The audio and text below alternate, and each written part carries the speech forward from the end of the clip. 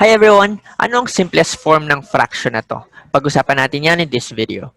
Maraming nahihirapan sa pag-reduce ng fraction into its simplest form, lalo na kung yung student ay hindi sanay makipaglaro sa numbers and not used to deal with large numbers. Now, before we proceed to reducing this fraction, ano yung mga bagay na dapat nating malaman? Unang-una, we have to get the GCF of these numbers, the numerator and the denominator. And what is GCF? It is the greatest common factor. Pag sinabi natin greatest common factor, it is the greatest number from the word itself, the greatest number that can divide the given numbers. And the easiest way to get the greatest common factor of the given numbers is to write their prime factors. Alright? Para madali, gamitin natin yung factor tree method in getting the factors of the numerator and the denominator. So, let's start with 90. Lagi mong titingnan kung ang number ay even. Alright? Pag even, pwede mo siyang i-divide sa 2. So, 90 is the result of the product of 45 and 2. Alright? So, dahil wala ng factor si 2 maliban sa 2 times 1, punta na tayo kay 45. Kung ang number ay hindi na even, itry naman natin siya sa 3. And para malaman natin kung divisible ba ang number by 3, we have to get the sum of the digits of the number. And it should be divisible by 3. For example of this 45, 4 plus 5 is equal to 9. And we all know that 9 is divisible by 3. So 45 is a result of the product of 15 and 3. Right? Ganun din sa 15. 15, it is 3 times 5. So 90 can be written as a product of its prime factors, which is 2 times 3 times 3 times 5. Alright? So let's move on to 126. Dahil ito ay even, let's divide this by 2. And we have 63 times 2. Tama? And since 63 is no longer even, try naman natin siya sa 3. Alright? 6 plus 3 is 9. And we all know that 9 is divisible by 3. So 63 is the result of the product of 21 times 3.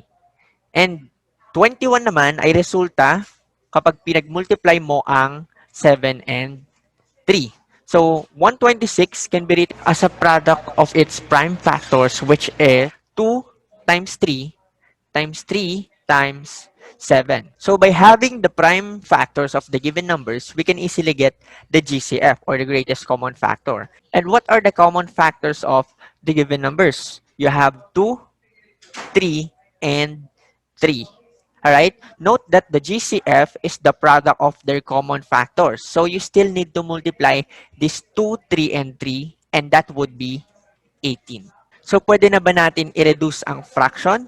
Yes. In reducing this fraction to its simplest form, you have to divide the numerator and denominator by their GCF. And what is GCF again? That is 18. So 90 over 126 divided by 18 over 18, or simply you are dividing this fraction into 1.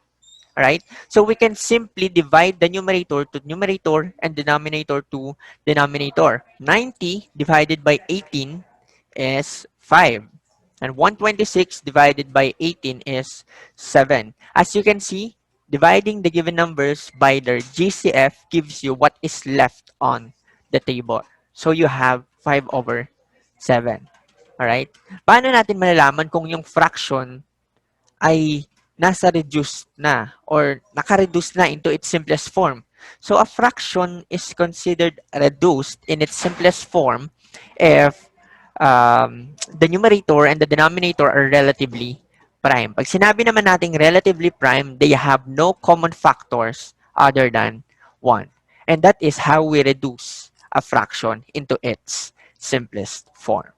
Now, fractions such as 12 over 15 and 8 over 10 are written in different ways but have the same value. So these fractions are called equivalent fractions.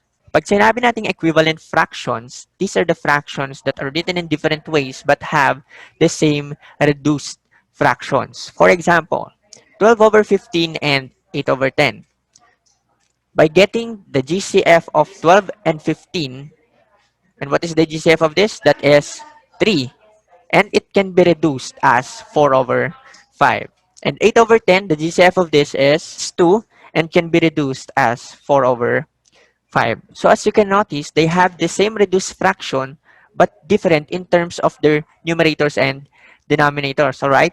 So another one is 90 over 100 and 63 over 70. The same process like the first example. As you solve this, you can notice that they have the same reduced fractions. That is 9 over 10. All right. So if you still want examples, you can view some of the examples in your module and answer the exercise 1.2.